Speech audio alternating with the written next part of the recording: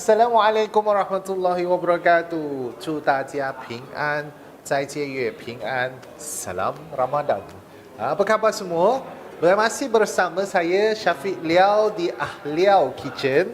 Okey, sementara sebelum kita mulakan resepi seterusnya atau menu seterusnya di Ahliau Kitchen, saya akan bawa anda pusing Signature Kitchen Setia Alam.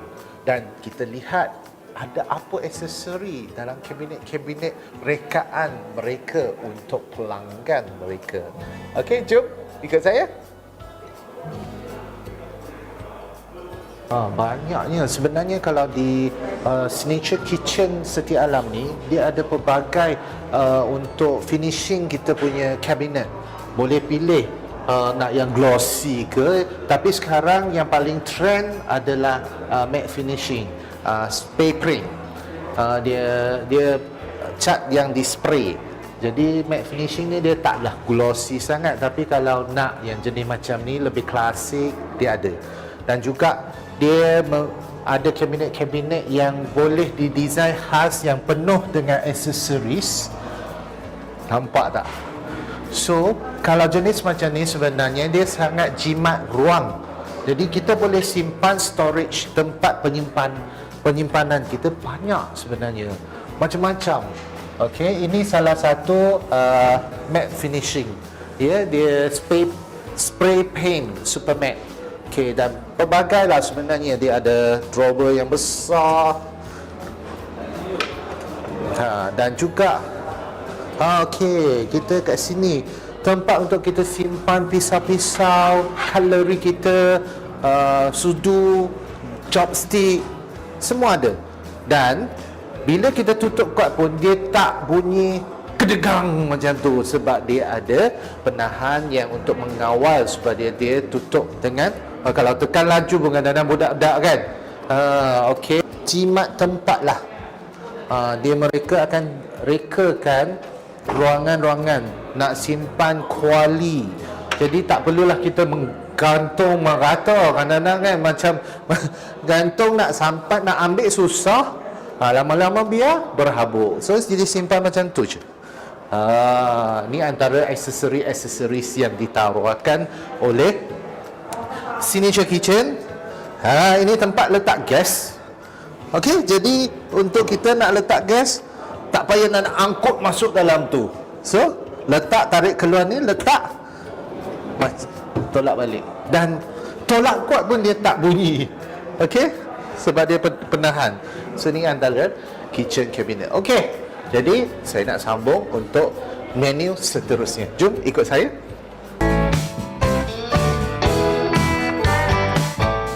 Alhamdulillah, tadi kita dah pusing kan macam mana. Ada yang rasa tergoda. Bukan tergoda sebenarnya, tapi kena ikutlah bajet kemampuan kita. Jadi untuk macam mana nak tahu tentang maklumat lebih lanjut, mereka ada pegawai-pegawai mereka akan melayani anda dan mendapatkan bajet-bajet yang sesuai untuk anda. Tapi memang rekaan-rekaan mereka sangat jimat ruang ya, dan banyak tempat boleh simpan sebenarnya. Sebab khususnya tambah lagi sekarang rumah yang kecil-kecil ni, ruangan kecil dan harga mahal. Jadi nak jimat ruang, carilah reka bentuk dapur, kabinet yang bersesuaian untuk rumah ruangan yang kecil dan boleh jimat. Okey, baik. Hari ini saya sambung terus untuk menu yang saya cakap tadi. Belum tahu lagi nama apa kan? Hari ini saya tak masak. Okey, saya hanya akan ajar anda macam mana campak-campak je bahan-bahan. Okey, baik, hari ini saya akan buat satu manisan khusus untuk kita berbuka dan juga boleh bawa sewaktu hari raya untuk masa untuk kita punya tetamu lah. Okey, baik. Hari ini saya nak buat snow fungus lotus seed dengan lilim. Okey, macam mana snow fungus lotus seed? Manisan snow fungus lotus seed.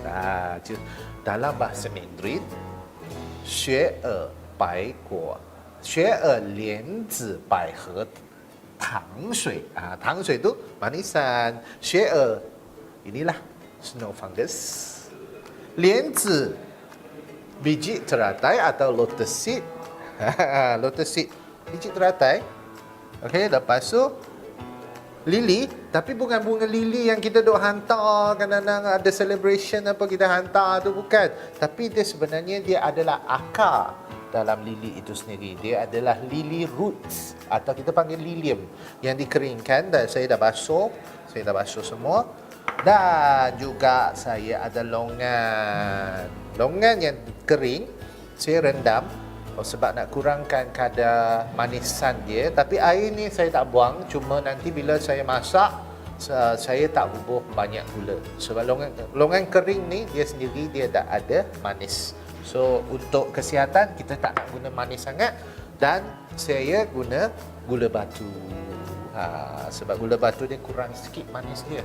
So just nice lah untuk kita buat manisan. Okey, baik. Kita boleh mula sekarang? Bersedia? InsyaAllah. Baik.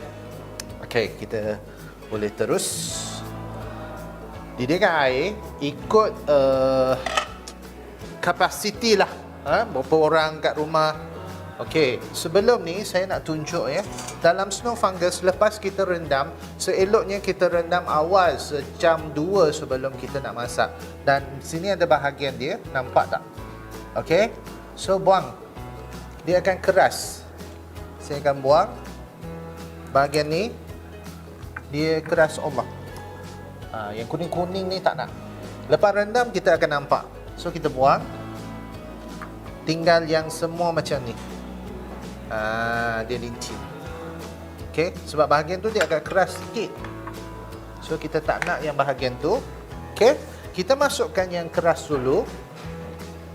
Lotus seed dulu. Atau biji teratai. Tapi sebenarnya yang ni semua dia cepat je. Dia lembut. Lilium atau lily root. Okey, kita biar sekejap dalam anggaran 10 minit. Nanti kita akan sambung untuk letak bahan-bahan yang lembut itu pula.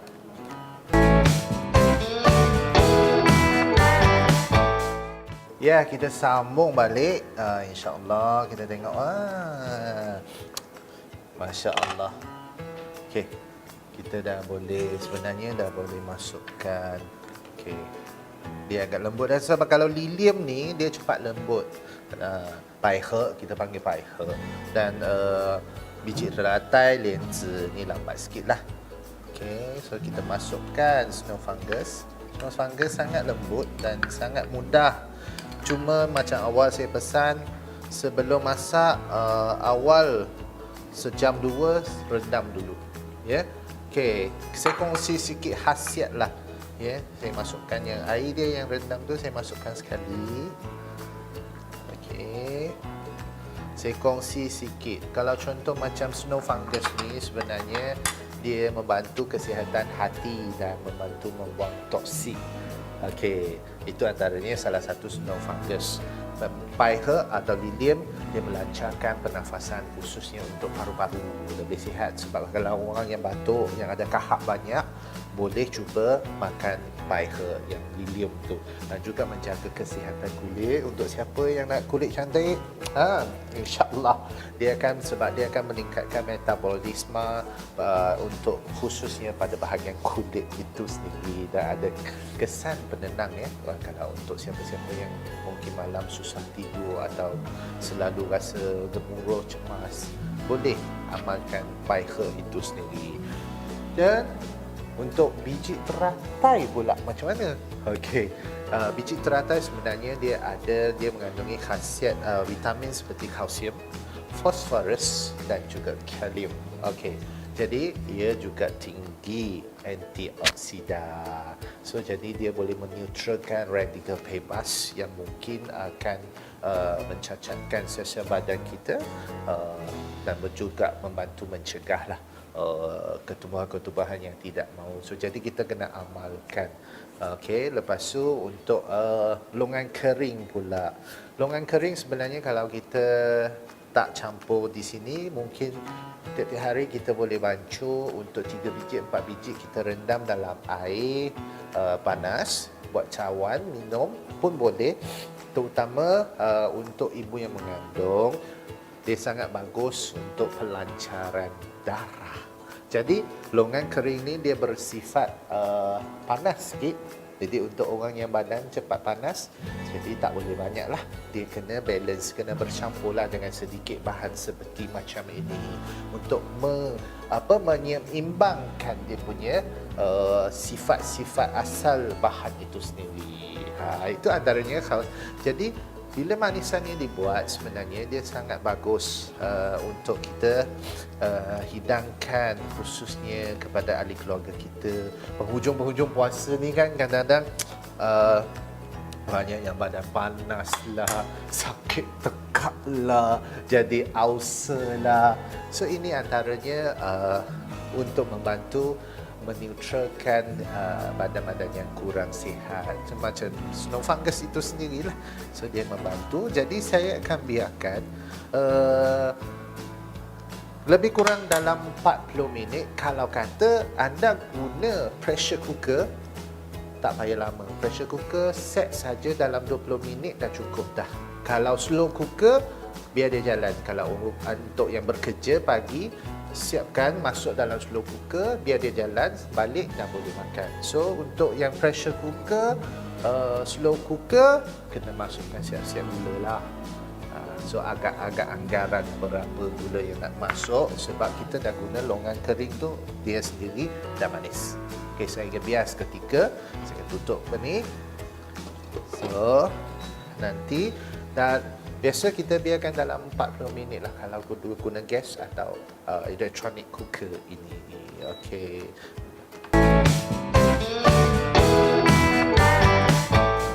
Alhamdulillah, kita sambung balik tadi yang kita tinggal. Sebenarnya bila kita masak benda ni, kita boleh tinggal seketika. Kalau guna gas, kena jaga-jagalah untuk elakkan hangit atau risiko mungkin terbakar ke apa-apa. Kena alert. Kalau bubur dalam pressure cooker, slow cooker, biar saja, sebab dia automatik akan padam sekiranya dia dah siap. Okey, jadi kita tengok bahan kita pun dah, manisan kita pun dah okey dah. So saya akan masukkan gula batu. Okey, jangan banyak Kalau tak nak manis sangat, jangan berbanyak. Agak-agak dulu, saya habiskan yang kecil dulu. Okay. Sekiranya tak cukup manis, bila nanti dah berbuka nanti, rasa tak cukup manis, baru tambah. Kita letak gula kan, sebab susah nak rasa pun tak boleh, nak telan. Mungkin kadang-kadang ada setengah orang dia rasa macam, okey tak apa,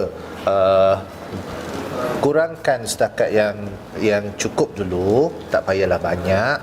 So kalau nanti lepas buka, kalau tak cukup manis baru tambah. Dia tak manis tak apa, jangan terlampau manis. Okey. Jadi kita kacau, bagi gula dia dah cair.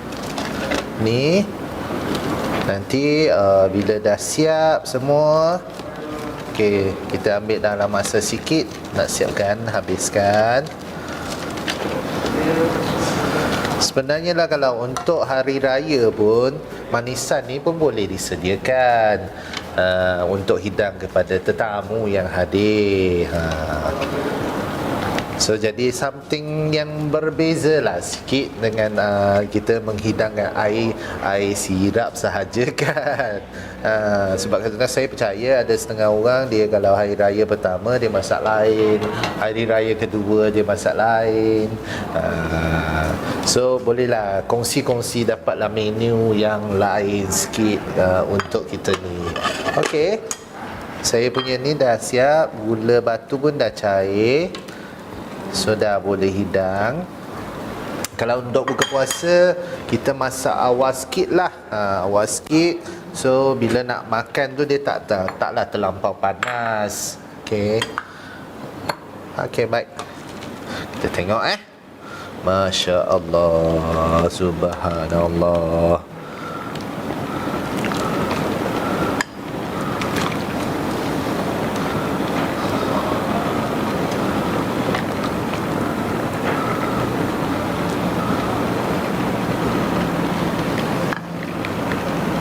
Okey, ini antaranya snow fungus, lotus seed dengan lilium, atau kita panggil 雪耳百合莲子糖水dia manisan lah.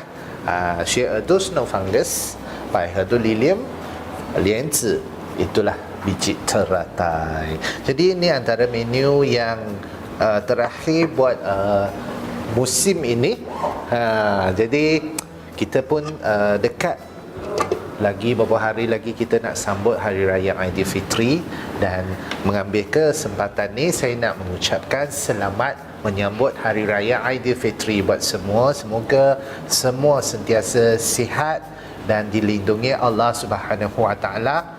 Dan sekiranya jikalah tahun ni masih ada yang tak dapat nak balik ke kampung halaman, jangan bersedih, insya-Allah kita bakal bertemu lagi dengannya ke ahli keluarga kita. Tapi cuma kita di jauh kena sentiasa doakan untuk mereka baik-baik dan sihat, khususnya buat ibu ayah kita yang jauh di kampung.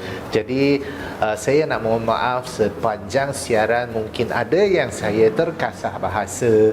Jadi saya minta maaf. Segala yang baik datang daripada Allah, segala yang kurang juga daripada Allah dizahirkan ke atas diri saya. Jadi di sini saya nak ucapkan Kai Zai Jie Kuai Le, Kai Zai Jie Ping An, dan selamat mencuba menu ini. InsyaAllah, mana tahu ada rezeki kita bertemu pada musim akan datang. Sampai di sini saja Aliau Kitchen. Kita jumpa lagi insya-Allah. Wabillahi taufiq wa hidayah. Wassalamualaikum warahmatullahi wabarakatuh. Wa man 再见